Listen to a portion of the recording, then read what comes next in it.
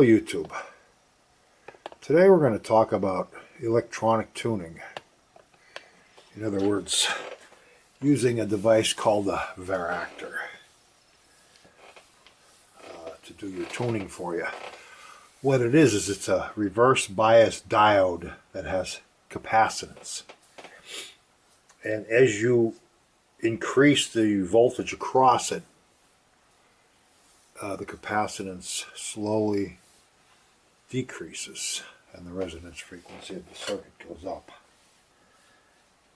Now in the old days, let me see where it is. Here we go, here's one of them. In the old days, tuning was done with one of these, variable air capacitance, with the plates. That's how the tuning was done years ago. Let me disconnect this camera a minute off the tripod to show you the circuit a little closer here. And right there, that green part, that's the varactor. That's the part that's going to do the tuning of the circuit. Put this back in the tripod here. Excuse the bumps. Here's the circuit here. So I have a 9-volt battery connected across a 1 megohm potentiometer.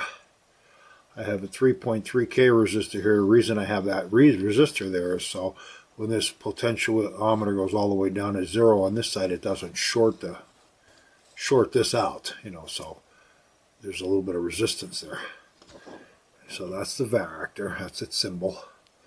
You notice it's reverse bias. The anode is connected to the ground, the cathode is connected to the positive.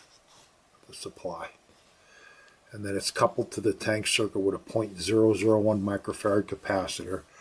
You want to couple it with a large capacitor, because if you couple it with a small capacitor, your tuning range will be very limited.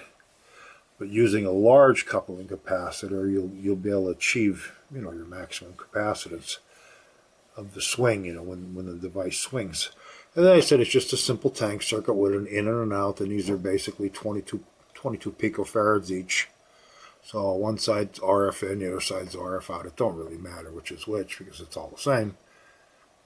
But yeah, like I said, as I vary the voltage here to this varactor, the capacitance will slowly decrease. With no voltage, the varactor actually is at full capacitance. I'll show you that here on the scope. This scope's getting bad on me. The brightness is starting to change.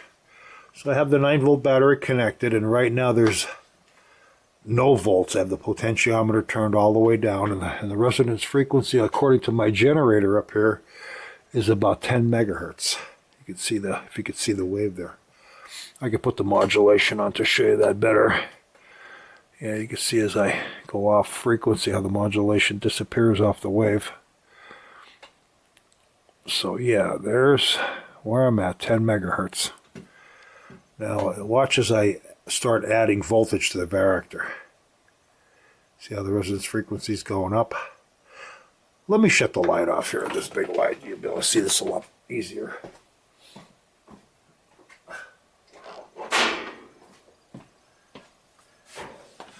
Yeah, so as I said, as I increase the voltage to the varactor, you see how the resonance frequency goes up. When I decrease the voltage to the varactor, it gains all of its capacitance, and I'm back where I was about 10 megahertz. So let's see what the swing is on this tuning. So I got 10 megahertz, and the high end is right about there. Let's go up with the frequency on the generator and see where we're at.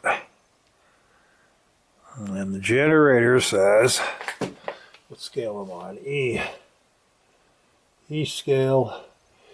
Generator says I'm about 14 megahertz. So that's the swing of this tuning. 10 to 14 megahertz using a varactor. Not bad, huh? Pretty interesting how you can change your tuning with a varactor. Now if I were to add audio to this input along with this bias voltage, I could actually make an FM transmitter. Because as the voltage to the varactor is changing, if this was connected to, say, an oscillator tank, of the tune circuit of an oscillator tank, it would be, you know, varying the capacitance across the coil, which would be in turn change the change the resonance frequency, and then also the oscillator would also change in frequency. It would be going up and down at an audio rate. So yeah, that's one way to make an FM transmitter, using a varactor as your control circuit. And like I said, with an oscillator too, you have to have an oscillator, not just a simply a tuned circuit. Oh, excuse me, I bumped the tripod. Yeah, so that's how that works. That's how a varactor works. As I said, when there's no voltage, it's at its lowest frequency. I'll disconnect the battery. You'll notice the wave didn't change, because right now that diode is at maximum capacitance with no voltage. It's only when voltage is applied to it that its capacitance decreases. So I'll put the battery back on and apply voltage to it, and you see the resonance frequency goes up. And take the battery off, and the resonance frequency drops back down. So that's how this circuit works. Simple varactor tuning. Thanks for watching. Thanks for coming along. Please subscribe, and we'll see you all again later. Bye-bye.